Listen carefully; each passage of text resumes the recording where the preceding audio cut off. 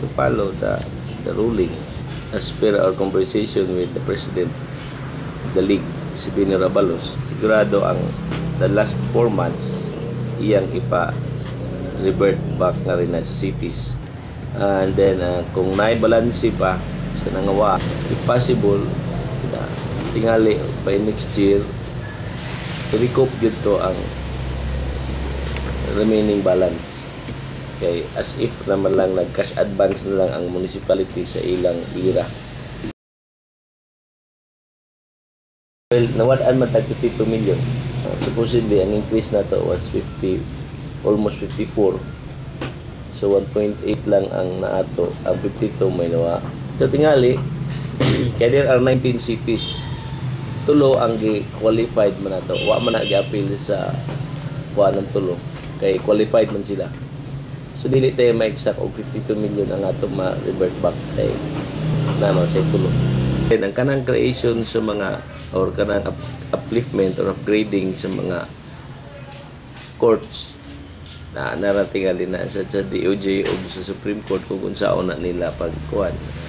Another ka ng mga lain nga mga national government agencies nga nag-upgrade to suit sa pagkasyudad, musunod sa tingali na sila. No, actually, ang primary purpose yun sa petition, dili man actually ang losses or ang opportunity loss may gi-emphasize yun. Ang emphasis yun was pagsunod yun sa criteria sa Palaod to become a city. Okay, if ever nga makapasar ka, in 1992 or 1991, there were only 57 cities. 57 cities. Pagka 2001, 117 cities na. So, sa isinta kabuk syudad ang napuno. Huwag mga protest. Huwag mga kuan kay nipasar man sila og 20 million na ceiling nya sa area. In fact, Sorsogon City right now has merged with Bacon municipality just to qualify the criteria. So, nobody protested the conversion.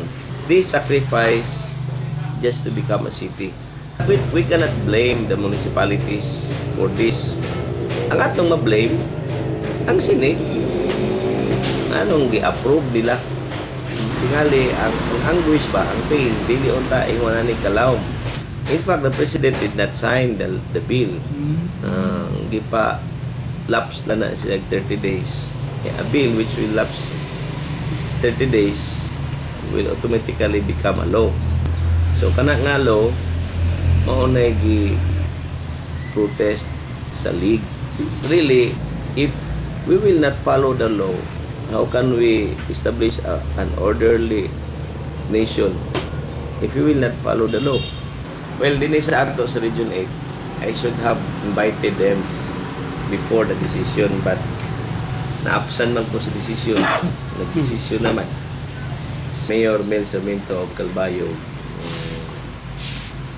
ako na siyang gingnada na imbitaron ako tanan mayor, including the 3 municipalities that vying for a cityhood, and then the 4 city mayors, Maasin, Tacloban, Calbayo, Ormoc, and then Katbalogan, Burungan, and Baybay, for lunch kami sa Ormoc para lang gud nga istoryahan nga this is just if ever the Supreme Court will decide in their favor, then congratulations.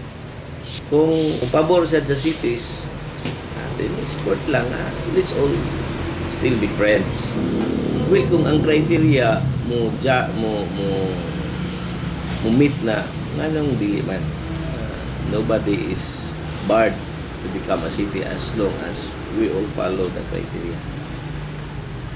Kinisat karon nga decision sa Supreme Court. This will open up the eyes of our politicians in Congress na ang atong balaod yun.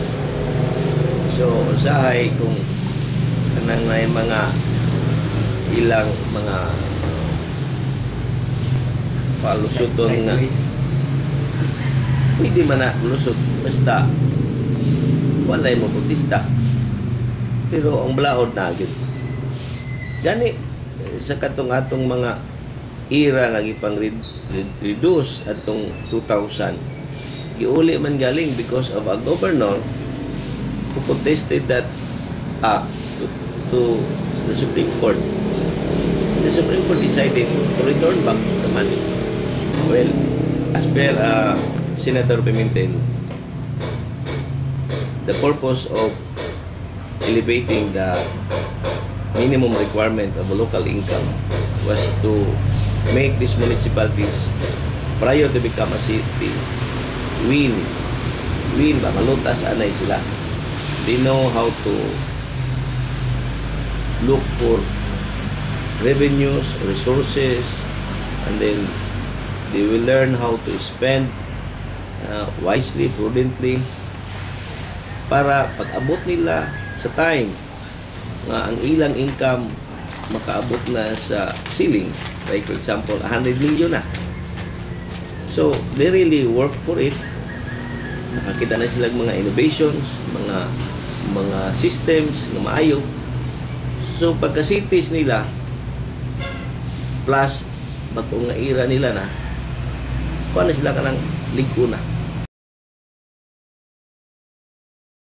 The mayors, well, maybe it's unfortunate nga sa ilang side nga na desisyonan nga kining adverse ba sa ila ang sa Supreme Court.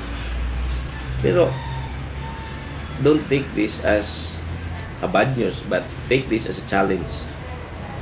Kay para siguro this will be an eye-opener for them to strive hard. In fact, me as the City Mayor of Ormo, during the Senate hearing nga nakabati ko sa mga local income sa mga municipalities,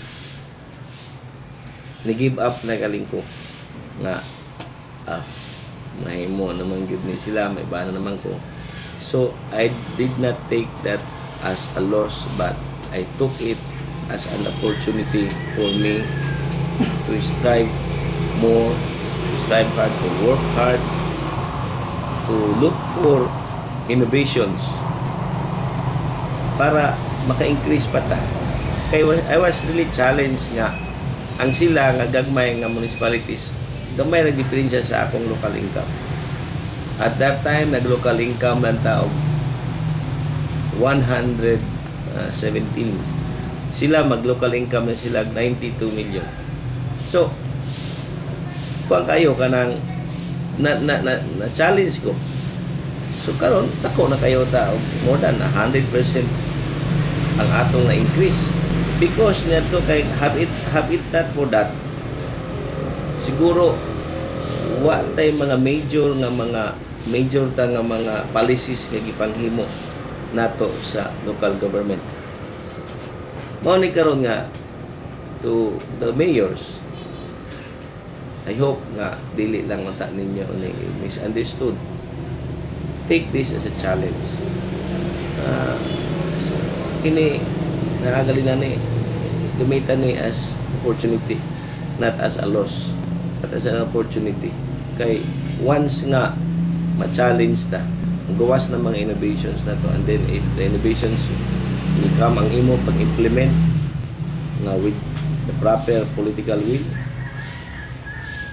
mo kakuan kita, maka survive kita. In fact, the mayor of Katbalugan, ako siyang explikaran siya na nga unsaong pag-increase sa atong mga revenues.